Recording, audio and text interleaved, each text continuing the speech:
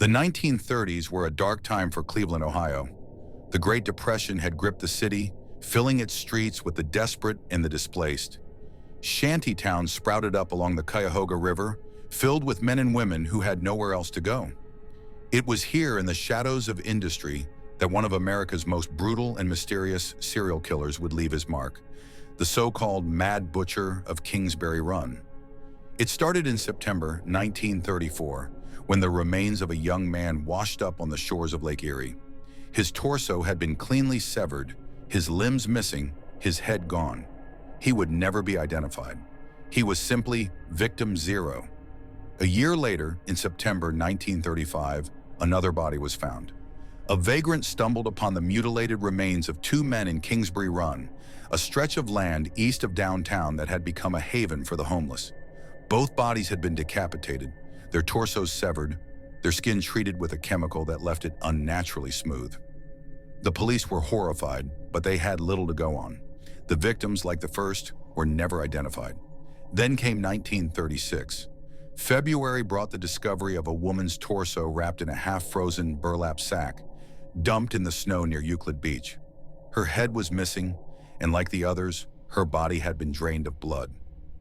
By the summer, two more victims turned up, one beneath the Lorraine Carnegie Bridge, his head placed neatly beside his body, and another in Kingsbury Run, found in a rotting state, his body already claimed by the elements. The pattern was clear. Someone was preying on the city's forgotten, hunting in the depths of Kingsbury Run. The police were baffled, the press was hysterical, and the public was terrified. The murderer was precise, surgical, methodical. Someone who knew the human body well. The victims shared commonalities. They were transient, often homeless, and on the fringes of society, making them easy targets.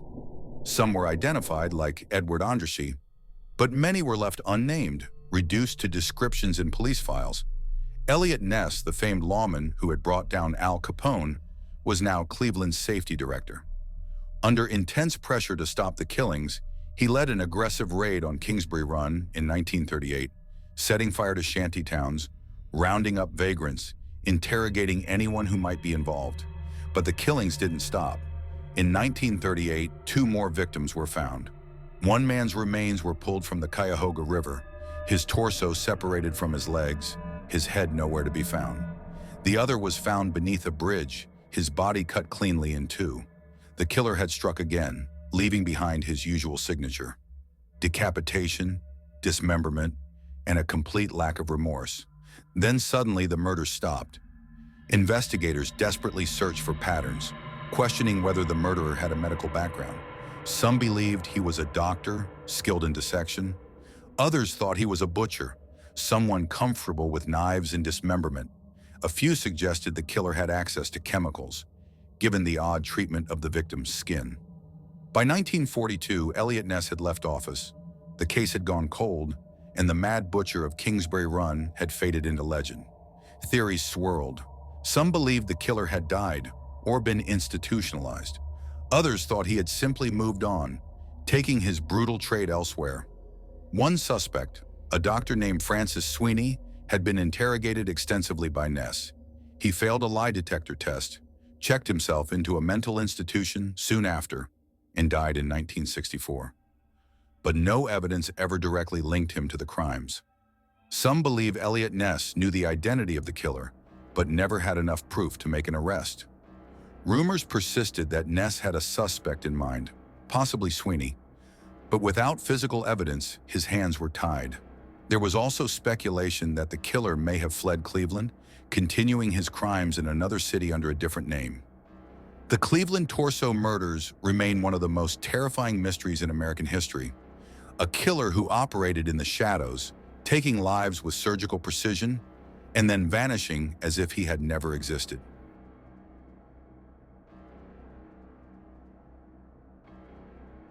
Missouri has always had its fair share of eerie tales and unexplained phenomena, but none are quite as unsettling as the legend of Momo, the Missouri monster, a creature of nightmares whispered about for generations, lurking in the dense woods and shadowy riverbanks of the Show Me State. Some say it's Bigfoot's distant cousin, others claim it's something even more sinister. But one thing is certain. Those who've seen Momo never forget what they encountered.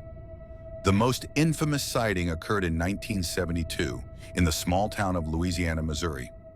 It was a warm July afternoon when the Harrison family's peaceful life was shattered by something that defied explanation. Doris Harrison's two young sons were playing in the backyard of their home near the thick woods that bordered their property when they noticed something unusual. At first, they thought it was just a dark shape moving in the trees. Then it stepped into view, a massive hair-covered figure standing nearly 7 feet tall. Its shaggy fur was dark and matted, its body thick and powerful. But the most terrifying part? Its face, if it had one, was obscured by long, hanging hair, giving it an eerie, faceless appearance. And the smell, an overwhelming, putrid stench that filled the air, something between rotting flesh and decaying vegetation. The boy stood frozen in terror, staring at the monstrous figure. It was clutching a dead dog in its enormous hands, its claws digging into the limp body. For a moment, it simply stood there, watching them, before emitting a low, guttural growl that sent the boys sprinting inside, screaming for their mother. Doris ran outside, expecting to see nothing but the wind rustling the trees, but the smell still lingered. And then from the woods, a deep, guttural noise. Something primal, something unnatural. She called the sheriff. The local authorities arrived quickly, skeptical but willing to investigate. The boy's story spread fast, and soon, Momo fever took over the town. Hunters armed with rifles scoured the woods, eager to claim Missouri's most infamous cryptid. The monster was seen multiple times over the following weeks, always near the woods, always lurking, never fully revealing itself. Tracks were found, enormous footprints pressed deep into the soil. Some locals even claimed to hear its chilling howls late at night, echoing through the hills. Paranormal investigators and Bigfoot enthusiasts descended upon Louisiana, Missouri, desperate to uncover the truth. Was it a surviving relic of some prehistoric beast, a mutated animal, or something supernatural, something that didn't belong in our world? Despite the hysteria, the sightings dwindled. The monster seemed to vanish as suddenly as it had appeared. The woods fell silent, the smell disappeared, and the legend of Momo became just that, a legend. But for those who had seen it, smelled it, and heard its inhuman growls, the fear never left. As time passed, more strange encounters surfaced. Hikers reported feeling watched as they wandered through Missouri's remote forests. Hunters spoke of hearing guttural growls deep in the woods, sounds that made the hairs on the back of their necks stand up. Some even claimed to find large nests made of leaves and branches, as if something enormous had bedded down for the night. A particularly chilling account came in the early 2000s, when a group of campers near Mark Twain National Forest reported seeing glowing red eyes staring at them from beyond the campfire. The eyes were positioned high, too high for any known predator in the region. Then the smell hit them, that same rancid stench of decay that had plagued Louisiana, Missouri in the 70s. The campers fled, leaving their tents and gear behind. When they returned the next morning, everything was untouched, except for massive footprints in the dirt leading away from their site. Local legends suggest that Momo might not be a lone creature. Some believe there could be a population of these beasts hidden deep within Missouri's dense forests. The idea that it could be more than just one entity only deepens the mystery and terror surrounding the creature. Skeptics argue that Momo is nothing more than folklore, a tall tale born from paranoia and mass hysteria.